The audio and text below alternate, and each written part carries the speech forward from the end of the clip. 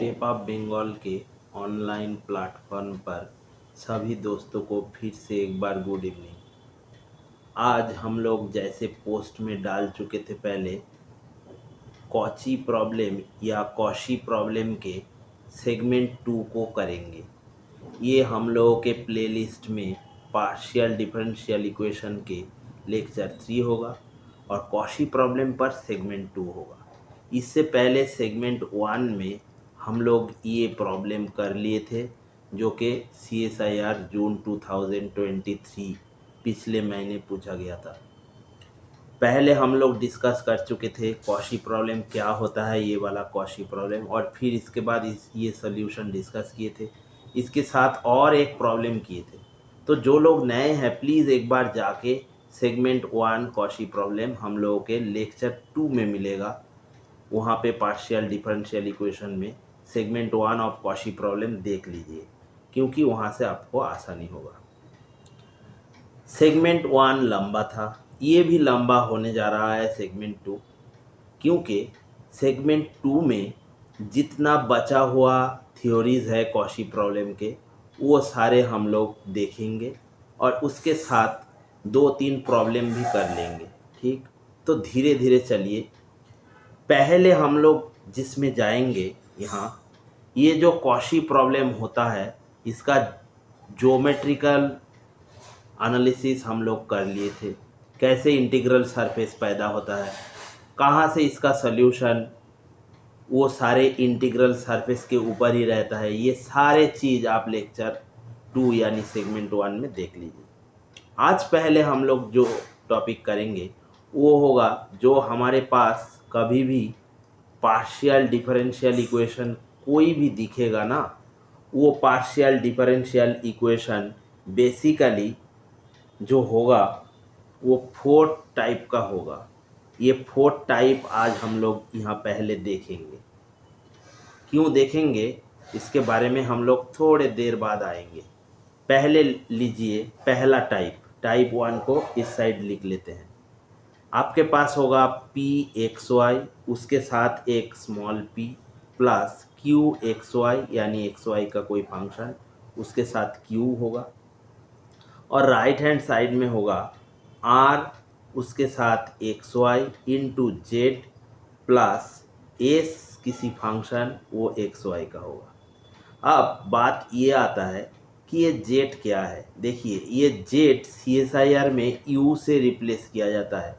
CSIR हो या WB set या किसी दूसरे राज्य की सेट, सभी पर ये जेड के जगह u लेते हैं। ठीक, और ये जो स्मॉल p है वो है ZX यानी del u by del x यानी del Z by del x. इसी तरीके में q ये होगा ZY, और किसी बुक में del u by del y और कहीं पर del Z by del y। ये दोनों चीज़ आपको समझ में आ गया होगा क्या होता है p और क्या होता है। स्पेशली ये दो पार्शियल डेरिवेटिव होते हैं और ये पार्शियल डेरिवेटिव भी यहाँ लिखा गया है।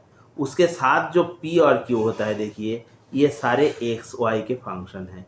एक्स वाई कहाँ पर था, ये u के अंदर था, ये वाला हिस्सा। u एक खुद का, और जेड ही हो या यू ही हो, ये दोनों ही एक्स और वाई के फंक्शन अगर होगा तभी तो ये डेरिवेटिव पार्शियल कर पाएंगे ना।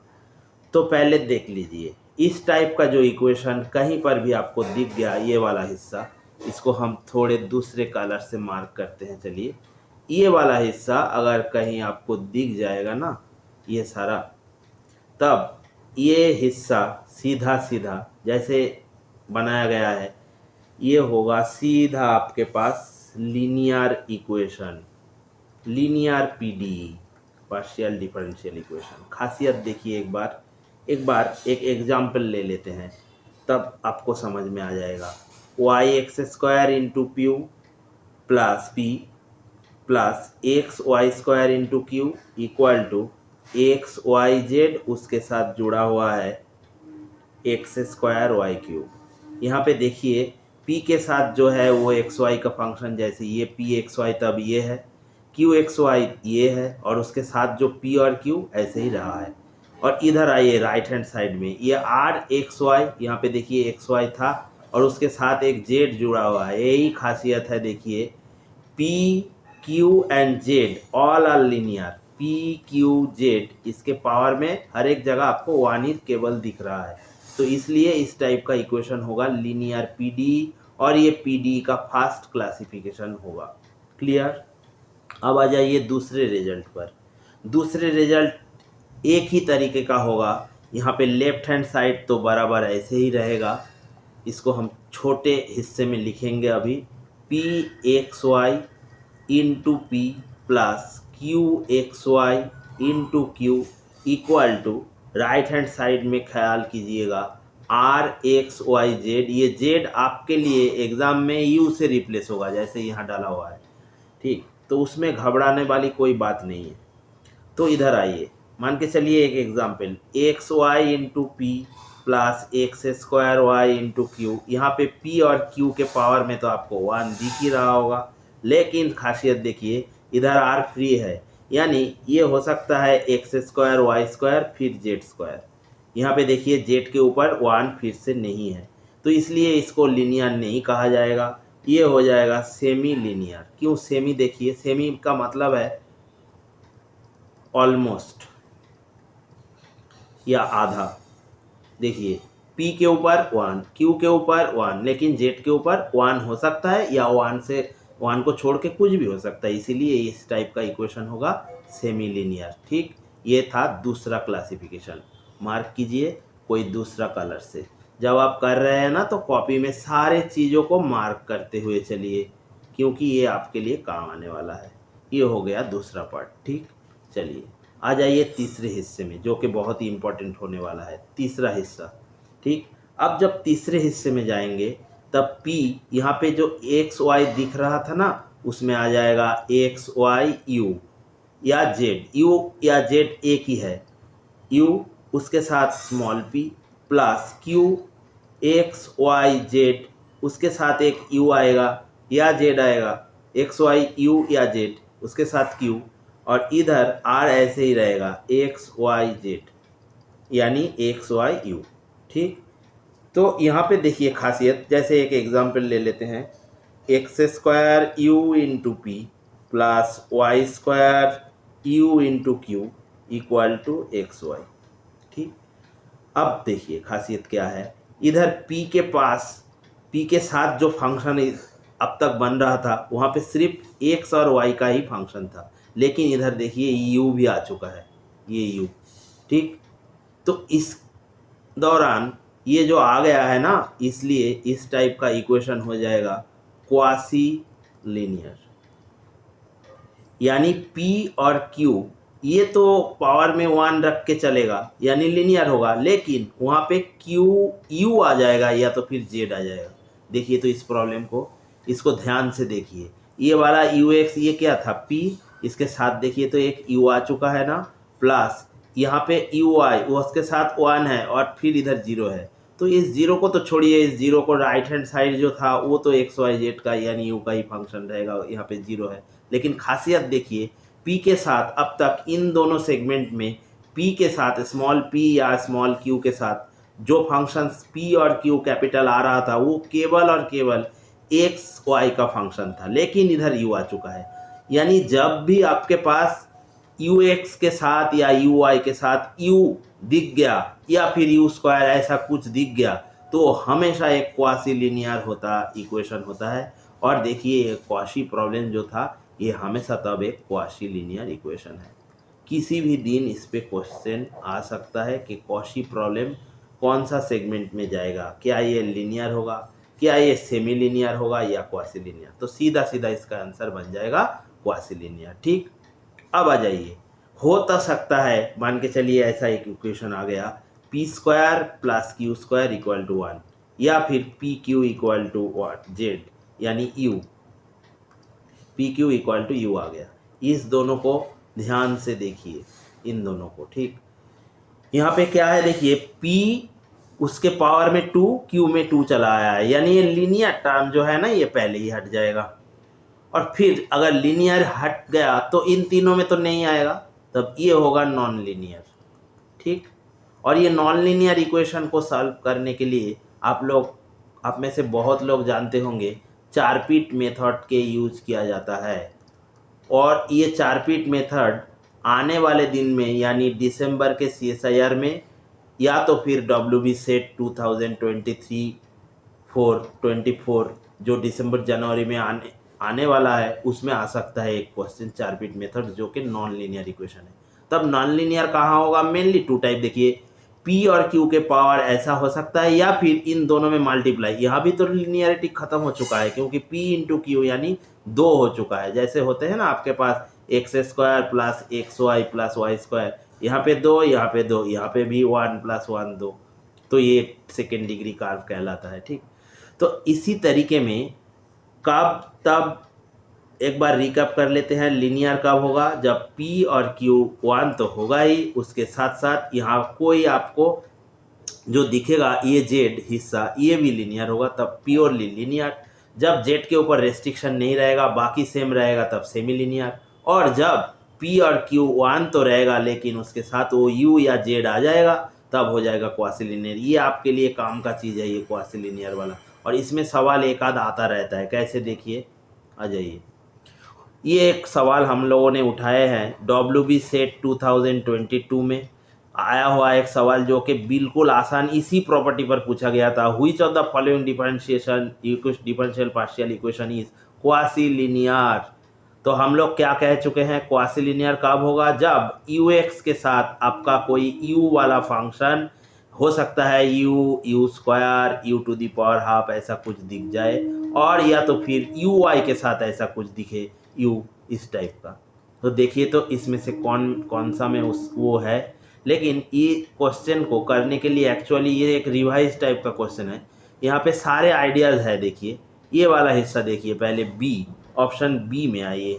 ऑप्शन बी क्या है? देखिए इधर ux है, एक बार लिख लीजिए, 2x into ux plus 2y into ui equal to right hand side में देखिए x² y² u² plus 2xu।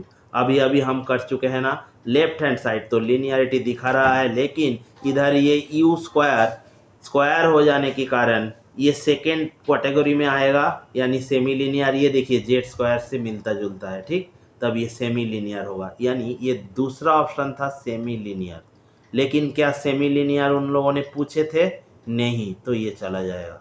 आइए तीसरे ऑप्शन पर।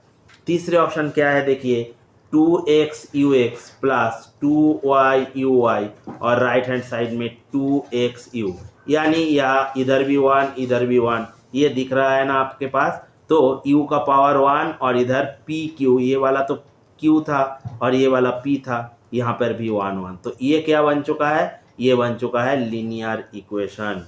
ये फर्स्ट कैटेगरी वाला था ना, देखिए तो एक क्वेश्चन में सारे आइडियाज डाला हुआ था, ये लीनियर वाला हो जाएगा। लेकिन लीनियर के बारे में नहीं पूछे हैं इसलिए भी चला जाएगा। थर्ड में आइए। थर्ड में क्या है? 2xu into ux into uy equal to x² y² u² plus 2xu। यहाँ पे आइए, ये वाला PQ टाइप बन चुका है ना, अभी अभी हम लोगों ने देखे हैं। इधर आइए, ये PQ equal to U type, ये तो ना होगा लीनियर, तो यहाँ से चला जाएगा। तब ये क्या होगा? Non linear. ये लास्ट हिस्सा क्या होगा? Non linear. ठीक, तो ये नॉन लीनियर इक्वेशन होगा। लेकिन क्या नॉन लीनियर पूछे हैं? नहीं, तो ये भी चला जाएगा। तो सीधा इसका आंसर ये होगा। क्यों? देखिए होगा ये क्वासी लीनियर क्यों होगा? देखिए यहाँ पे देखिए वो बात खास बात जो हम लोग कह चुके हैं, क्वासी होगा तो ये P और Q के साथ आपको U वाला कोई फंक्शन दिख जाएगा। ये देखिए PQ तो लीनियर था, इसको एक बार लिख लीजिए, 2xu into P plus 2uy into Q, इधर जो सेकेंड टर्म, और यहाँ पे लिख लीजिए x² y² into u² plus 2ux। इसमें आइए, इधर P1 था, ठीक है 1 था, इधर कोई रेस्ट्रिक्शन नहीं था। देखिए क्वासी लीनियर में क्या रेस्ट्रिक्शन था? इधर रेस्ट्रिक्शन नहीं था। x² भी बन सकता है, y² भी बन सकता है, ऐसा ही बना है। देखिए ये वाला सारा हिस्सा कोई रेस्ट्रिक्शन नहीं है। लेकिन खास बात क्या था? ये u आ गया था, देखिए P के साथ ये वाला u, और इधर भी u आ चुका है। ठीक, तो ये दोनों इसको क्या बना रहा है? Quasi linear. तो इसका आंसर ये सही था। ठीक, तो हम लोग के पास जो कॉशी प्रॉब्लम है ना, एक्चुअली उसके पीछे भी एक राज छुपा है। वो है क्वासी लीनियर वाला कॉन्सेप्ट। ये कभी भी आपके सिंगल चॉइस क्वेश्चन में आ सकता है। जो क्वासी जो प्रॉब्लम होता है वो पूछा जा सकता है, ये क्या लीनियर होगा, सेमी लीनियर, क्वासी लीनियर या नॉन लीनियर। सीधा सीधा क्वासी लीनियर, क्यों आप लोग जान चुके होंगे। और अगर इस टाइप का प्रॉब्लम कहीं अब आ गया तो आप कर सकते हैं आसानी से। तो ये सारे 4 जो हिस्से में हम लोग पूरे रिजल्ट को बांट लिए थे, आराम से कॉपी में डाल देना आप लोग, तो हो जाएगा। ठीक, आ जाइए अब फिर कॉशी प्रॉब्लम की तरफ चलते हैं। ये प्रॉब्लम खास प्रॉब्लम है। देखिए, तमिलनाडु रीजन में आ चुका था, जो कि 3 मार्क्स के थे, और ये CSIR 2020 में पूछा गया था, जो नवंबर में एग्जाम उधर हुआ था, उधर आया था। यहाँ पे एक कॉशी प्रॉब्लम डाला हुआ है, देखिए ये वाला हिस्सा, लेकिन यहाँ यू नहीं है, फिर भी ये क्वासी लीनियर है, क्योंकि उसी कैटेगरी में ये आएगा। ये वाला हिस्सा देख लीजिए, U X plus X square into U equal to 0। ये क्वासी लीनियर है, क्यों?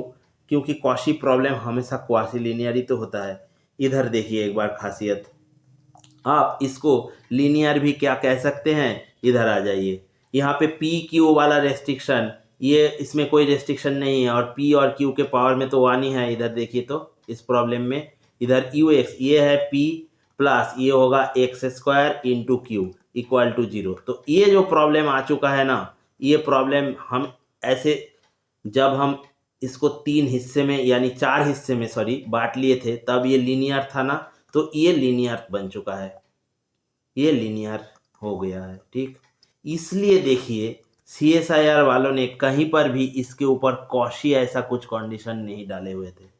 ठीक है, अगर यहाँ पे किसी भी P और Q के साथ U आ जाता, U तो नहीं है इधर, तो ये लीनियर है, इसके ऊपर भी सेम टेक्निक लगेगा जैसे कॉशी प्रॉब्लम में लगा था। ठीक, लेकिन ये क्वासी लीनियर इक्वेशन नहीं है, ये लीनियर हो जाएगा। क्वासी लीनियर होने के लिए P और Q के साथ U दिखना ही चाहिए था, U तो नहीं है। ठीक, तो फिर उसको छोड़िए, अब हम इसको सॉल्व करेंगे। इसका पहला टेक्निक देखिए, यहाँ पे क्या बोले हैं, देखिए, which of the following is a solution, यानी चारों में से कौन सा सॉल्यूशन हो। 3 मार्क्स का था, इसलिए सिंगल चॉइस। तो हम लोग पहले क्या करेंगे, देखेंगे ये चारों में से क्या कोई ये इनिशियल कंडीशन जो दिया हुआ है ये फेल कर रहा है। देखिए तो एक बार यहाँ पे डालिए u, इसको मानिए u equal to E to the power x, तब u ऑफ x0 क्या होगा, ये e to the power x होगा। अब u को डालिए दूसरा, e to the power x cube plus y उसके पावर में 1/3। यहाँ पर भी u x0 क्या होगा, इधर y0 हो जाएगा, और ये 3 3 चला जाएगा, तो ये भी e to the power x आएगा। तीसरे में आइए, u क्या था, e to the power x cube minus 3y था, और इधर 1/3 था, और ये भी क्या उस रिजल्ट को मानेगा, नहीं, जरूर मानेगा ये वाला हिस्सा। और ऑप्शन 4 में आइए, इधर कीजिए X square Y plus 1 into E to the power X, यहाँ पर भी यू एक्स 0 लगाइए, तो क्या होगा, इधर में y 0 बन जाएगा, और ये सीधा e to the power x. तो चारों के चारों तो ये कंडीशन सेटिस्फाई कर चुका है। तो यहाँ से हम कुछ नहीं कह सकते कि कोई ऑप्शन हट जाएगा या नहीं, कोई भी नहीं हटा है अब तक। ठीक, तो ये एक पहला तरीका है, फर्स्ट मेथड, ये वाला फर्स्ट स्टेप।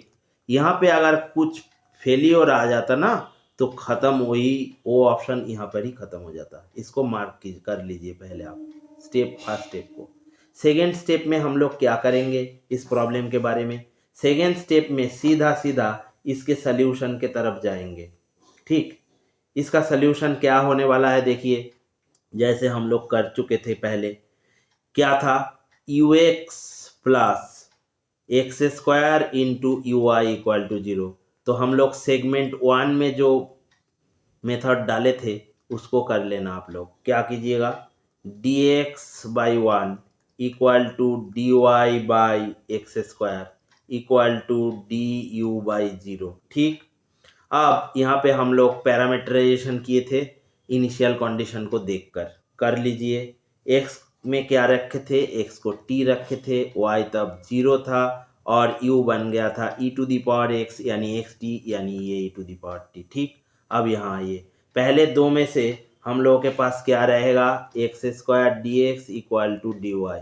चलिए इसको करते हैं, ये आ जाएगा एक्स क्यूब बाई 3, इस 3 को इधर डाल दीजिए, तब 3y प्लस C1। क्लियर, यहाँ पे ये पैरामीटराइजेशन डाल लीजिए, तब ये हो जाएगा T cube equal to 0 plus C1, यानी टी के वैल्यू आपके पास आ गया है, देखिए C1 टू द पावर 1/3।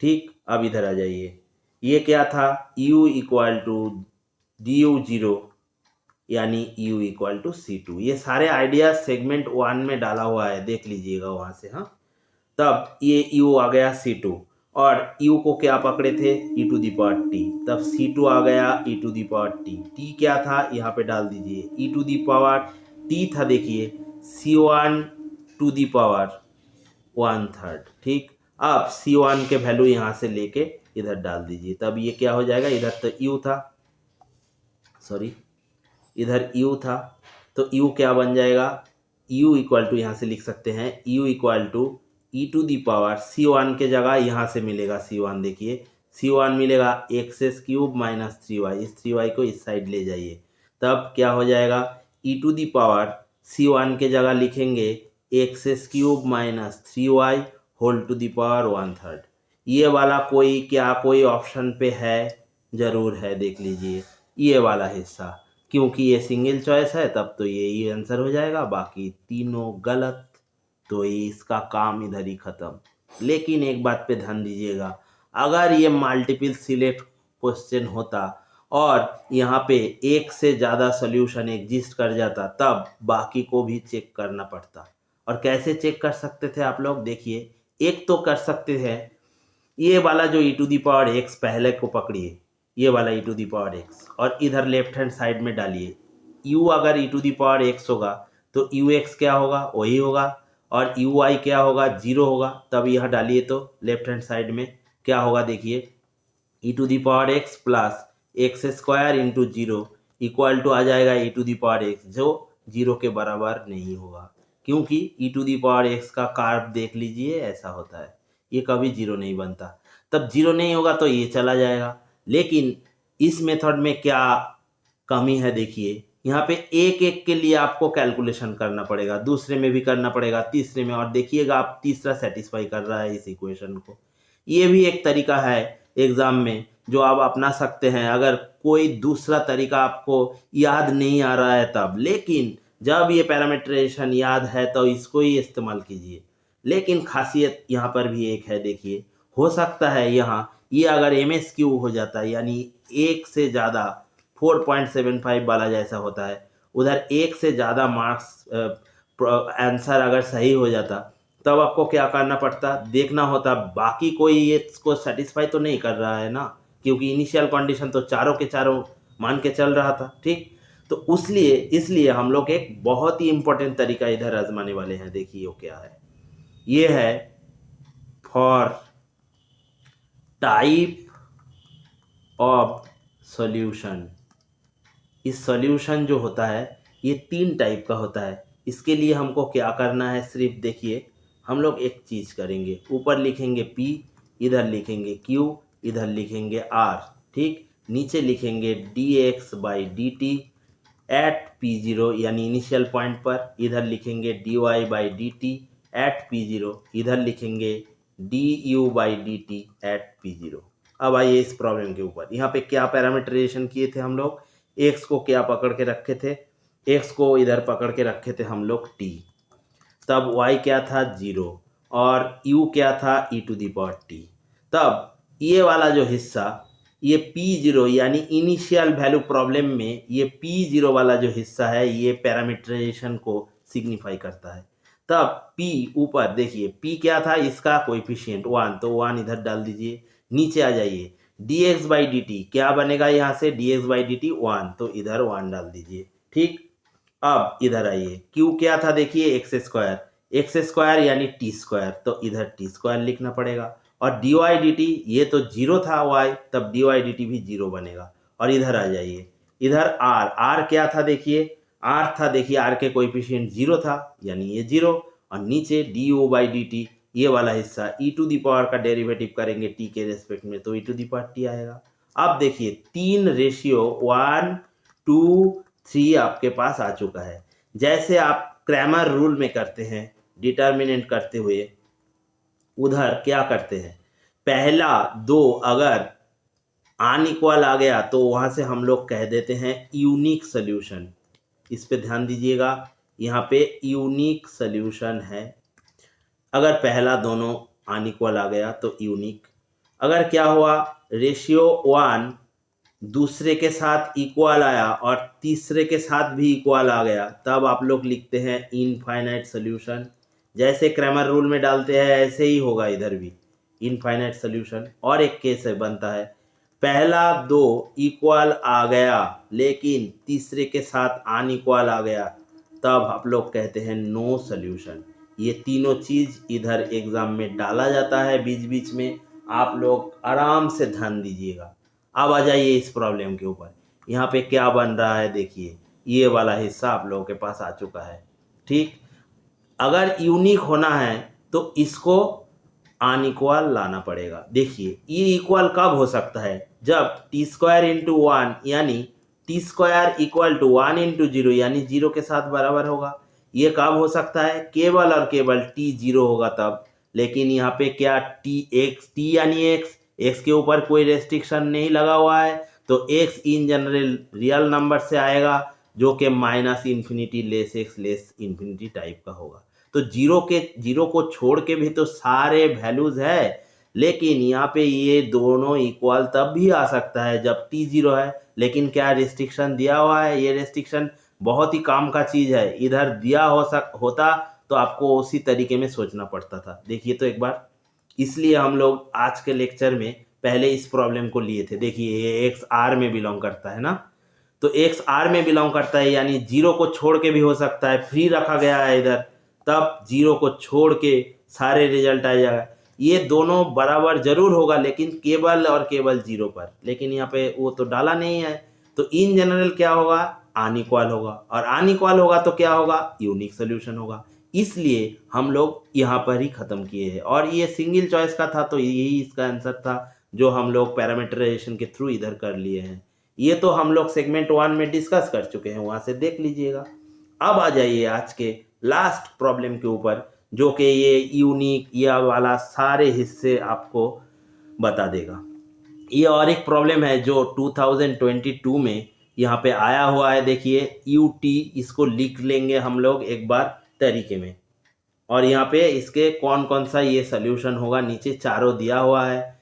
हम लोग इधर करेंगे, पहले सोल्यूशन निकालेंगे और उसके बाद वो यूनिकनेस लगाएंगे। अगर यूनिक होता तो हो जाएगा, तो एक अगर सोल्यूशन मिल गया तो वही आंसर होगा, लेकिन और नहीं हुआ तो बाकी को देखना पड़ेगा। तो इसको तरीके में लिखिए तो एक बार।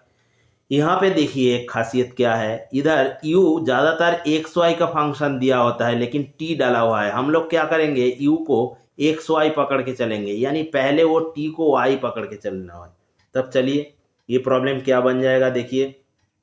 आइए तो इसको लिखिए, minus of E to the power minus Y into U X, T के जगह हम लोग y लिख लिए हैं, प्लस यू वाई, ये वाला हिस्सा यू टी प्लस था, और इसके साथ साथ इसको उस साइड ले जाइए तब माइनस यू हो जाएगा। अब आ जाइए लैग्रेंज मेथड्स के ऊपर, माइनस डी एक्स, ये सारे सेगमेंट 1 में हम लोग डाल चुके हैं, e to the power minus y equal to D Y by 1 होगा। इधर क्या होगा, minus d you by u होगा। ठीक, तो ये पहले दोनों में आइए, पहले दोनों में क्या होगा देखिए, इधर तो एक्स होगा, इसका इंटीग्रेशन में एक माइनस होगा और इधर एक माइनस, वो चला जाएगा, ये सीधा e to the power minus y plus c one. पहले दो में से तो ये आ गया। अब इन दोनों में आइए, इन दोनों में माइनस वाई इक्वल टू हो जाएगा log u plus log c two. यहाँ से क्या हो जाएगा देखिए, u c two equal to E to the power minus y ना, और यहाँ से सी टू क्या आ जाएगा, सी टू आ जाएगा e to the power minus y by u. ठीक, अब आ जाइए यहाँ पे पैरामीटराइजेशन करते हैं हम लोग, उसको करते हैं। x इक्वल टू टी था, अगर t पकड़ेंगे y को 0 पकड़ेंगे, और इधर देखिए इनिशियल कंडीशन में क्या डाला हुआ है, u x 0 x, यानी u हो जाएगा तब t, x क्योंकि t था। ठीक, अब आ जाइए यहाँ पे इसको डालिए तो एक बार, तो ये क्या बन जाएगा देखिए, C2 क्या बन जा रहा है, ई टू दी पावर 0, नीचे u का मतलब t, इसको डालिए तो ये बन जा रहा है 1/t। ठीक, अब ये 1/t बन गया C2। अब एक काम कीजिए, t के जगह इधर भी रखिए, एक्स टी होगा पैरामीटराइजेशन, ये होगा ई टू दी पावर 0 और ये C1। सारे लोग ना y 0 देखकर इसको भी 0 बना देते हैं, सावधान। ई था, e to the power 0 minus 0 बनेगा यानी 1। यहाँ से आपके पास आ जाएगा t इक्वल टू, देखिए C1 प्लस 1 यहाँ पे डाल दीजिए, तब C1 C2 के बीच जो रिलेशन हम लोगों को चाहिए वो आ जाएगा 1/C1 प्लस 1, ये रिलेशन बन चुका है। अब क्या करना है, सिर्फ और सिर्फ यहाँ से C2 का वैल्यू और यहाँ से C1 का वैल्यू हम लोग इधर रख देंगे इस रिजल्ट पे। चलिए आ जाइए, तब क्या होगा देखिए, लेफ्ट हैंड साइड में क्या था इसको एक बार तरीके में पहले लिख लीजिए, इसको इधर डाल दीजिए तो क्या हो जाएगा देखिए, C2 into C1 plus 1 equal to 1 equal to C2 क्या था देखिए, e to the power minus y by u, और इधर C1 क्या था, x minus e to the power minus y, और 1 को ऐसे रखिए, ये इक्वल टू 1 कहाँ से आया देखिए C2, यहाँ से C2 देखिए e to the power minus Y into u डाले हैं हम लोग, ये इधर डाले हैं। और C1 कहाँ से मिलेगा, इधर आ जाइए, C1 यहाँ से मिलेगा देखिए, C1 हो जाएगा x माइनस, इसको इधर डालना पड़ेगा, x minus e to the power minus y, इसको डालिए तो ये हो जाएगा, और प्लीज़ फिर ये 1 इधर रहेगा, और इसको u को इधर ले जाइए तो u क्या हो जाएगा देखिए, u हो जाएगा आपके पास e to the power minus y x minus e to the power minus y plus 1 बनेगा क्या, नहीं बनेगा, ठीक। अब u को बदलना पड़ेगा, ये y को t से, तब minus t x minus e to the power minus t plus 1, ये एक इसका सल्यूशन बन जाएगा जरूर, ठीक। आ जाइए अब यहाँ पे देखिए कौन सा ऑप्शन में डाला हुआ, ये ऑप्शन 2 पे ना, तो ये इसका सही ऑप्शन था। ये तीनों अगर चला जाएगा क्या नहीं जाएगा, इसलिए हम लोगों को यूनिकनेस चेक करना पड़ेगा, और या तो फिर सारे को एक एक करके इधर डालना पड़ेगा। तो हम लोग एक एक करके नहीं डालेंगे, हम लोग सिर्फ वो यूनिकनेस देखेंगे, क्या ये यूनिकनेस है, और यूनिकनेस तो हम जानते ही हैं। तो चलिए करते हैं, p बाई नीचे क्या डाला था dx बाई dt, आराम से कीजिए, at p0 equal to q by dy by dt at p0, और इधर आ जाइए r divided by du by dt at p0। अगर ये दोनों पहला दोनों अनइक्वल आ गया तो यूनिक हो जाएगा, तो इसी में ध्यान देना है हम लोगों को, ठीक, एग्जाम में।